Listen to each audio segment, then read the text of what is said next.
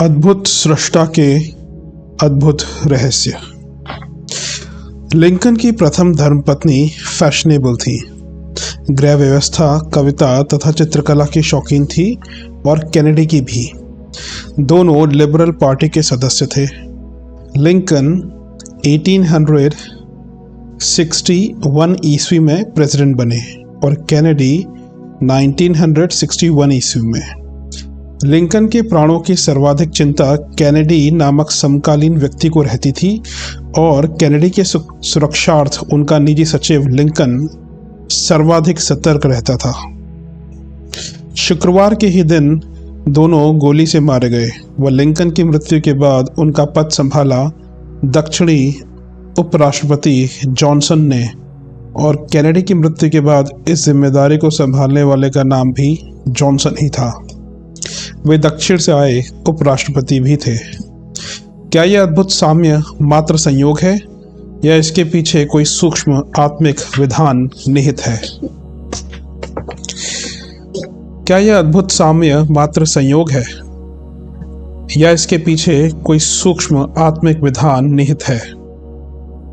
Napoleon और Duke of Wellington के जीवन क्रम में तारीखों की दृष्टि से अद्भुत समता है। दोनों 15 अगस्त 1760 ईस्वी को जन्मे। दोनों के पिताओं की मृत्यु 16वें वर्ष में हुई।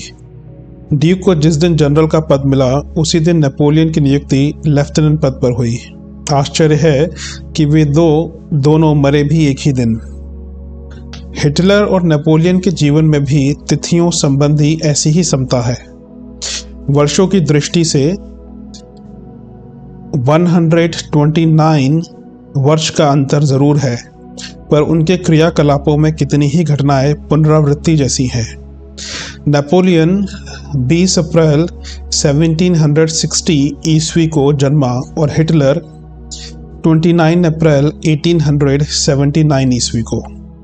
फ्रांस में राज्य क्रांति 1789 ईस्वी में हुई और जर्मनी में 1918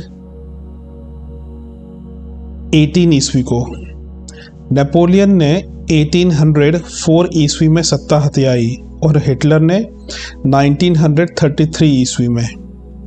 नेपोलियन ने रूस पर हमला 1812 ईस्वी में किया था और हिटलर ने 1941 ईस्वी में।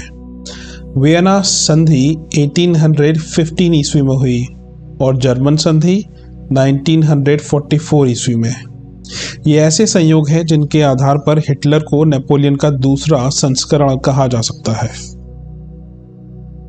सुप्रसिद्ध दार्शनिक F.M. वेलिस ने भारतीय धर्म में आत्मा के विकास के सिद्धांत को पूरी तरह माना है और लिखा भी है कि कई बार एक जन्म के छोड़े हुए अधूरे कार्यों को पूरा करने के लिए श्रेष्ठ आत्माएं जन्म लेती हैं और अगले जन्म के विचार तथा चिंतन में अद्भुत साम्य इस बात का प्रमाण होता है। श्री विलिस ने ऐसे अनेक जोड़े ढूंढे थे और उनके द्वारा इस दर्शन की पुष्टि की थी। उनका कहना है कि ईसा मसीह जो काम शेष छोड़ गए थे उनको उन्होंने दोबारा अपोलोनियस ऑफ रियाना के रूप में जन्म लेकर पूरा किया। ग्लैडस्टोन पहले जन्म में सिसरो थे। श्रीमती बीसेंट पहले ब्रूनो थी। शोपेनहावर के विचार बौद्ध मत से इतने मिलते जुलते हैं कि उन्हें बुद्ध ही कहा जा सकता है। कोई अनिवार्य नहीं है कि यह संयोग उसी व्यक्ति का दूसरे रूप में पुनर्जन्म ही हो, परंतु ऐसे व्यक्तियों का जीवन परस्पर एक ही सूत्र से संबंध है, इसकी पूरी संभावना है।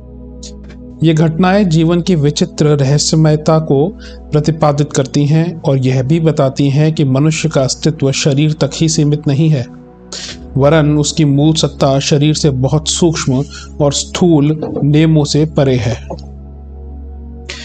मनीषियों ने उस सूक्ष्म सत्ता को आत्म तत्व, जीव सत्ता का नाम दिया है और कहा है कि वह काय कलेवर तक ही सीमित नहीं रहती, बल्कि विकसित होकर विश्व ब्रह्मांड की विराट चेतना से भी जा जुड़ती है। इटली के सम्राट हम्बर्टो प्रथम तथा वहीं के एक होटल मालिक हम्बर्टो को तो सम्राट का प्रतिरूप ही कहा जाता था। दोनों की शक्ल सूरत और चेहरे मोहरे इस प्रकार मिलते थे कि हम्बर्टो तथा होटल मालिक को एक समान कपड़े पहनाकर खड़ा कर दिया जाए तो उनकी पत्नियों के लिए भी पहचानना असंभव हो कि कौन हमारा पति है। शक्ल सूरत में ही नहीं, नाम भी दोनों का एक ही था। सम्राट हम्बर्टो और होटल मालिक हम्बर्टो का जन्म 14 मार्च 1844 ईस्वी को प्रातः ठीक 10:30 बजे हुआ था। सम्राट हम्बर्टो टूरिन के राजमहल में जन्मे तो होटल मालिक एक झोपड़े में। 2 अप्रैल 1866 ईस्वी को सम्राट हम्बर्टो का विवाह हुआ और उनकी पत्नी का नाम मार्गरेटा था। होटल मालिक का विवाह भी उसी दिन हुआ और उसकी पत्नी का नाम भी मार्गरेटा था। एक ही दिन युवराज सिंहासन रूढ़ हुए और दूसरे हम्बर्टो ने होटल खोला। 28 जुलाई 1900 ईस्वी को होटल मालिक की हत्या किसी ने गोली मारकर कर दी। ठीक उसी दिन और उसी समय सम्राट हम्बर्टो को भी एक पारितोषिक वितरण के समय गोली मार दी गई। ये घटनाएं सिद्ध करती हैं कि सूक्ष्म चेतना की सत्ता स्थूल सत्ता से महान है और मनुष्य को किसी उद्देश्य से इस पृथ्वी पर भेजती है। अपने स्वरूप को भुलाने पर वह इन संकेतों से समझाती भी है। ऐसे साम्य संयोगों और असाधारण सादृश्यों की प्रचुरता आत्मसत्ता के किसी गूढ़ नियम का संकेत करती है। वस्तुतः प्रकृति के अद्भुत रहस्यों में से कुछ को मनुष्य ने एक छोटी सीमा तक जाना है और उनको वैज्ञानिक शोधों एवं यंत्र उपकरणों के माध्यम से उपयोग में लाकर भी लाभ भी उठाया है।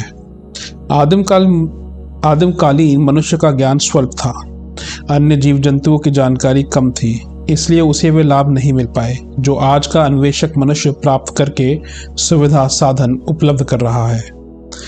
प्रकृति का भंडार इतना विशाल है कि उसे जितना खोजा जा सके उतना ही कम है। भौतिक विज्ञान से बढ़कर चेतना विज्ञान है। जड़ शक्तियों की तुलना में चेतन शक्तियों की क्षमता एवं उत्कृष्टता का बाहुल्य स्वीकार करना ही पड़ेगा। इस दिशा में और भी अधिक खोज होनी चाहिए। अध्यात्म विज्ञान की शोध में हमारी दिलचस्पी और तत्परता और भी अधिक होनी चाहिए। प्राचीन काल में ऋषि तपस्वियों ने बहुत कुछ खोज की थी, पर वह उस समय की परिस्थितियों के अनुकूल थी। उन शोधों के बाद अब कुछ ढूंढना शेष नहीं रहा, ऐसी बात नहीं है।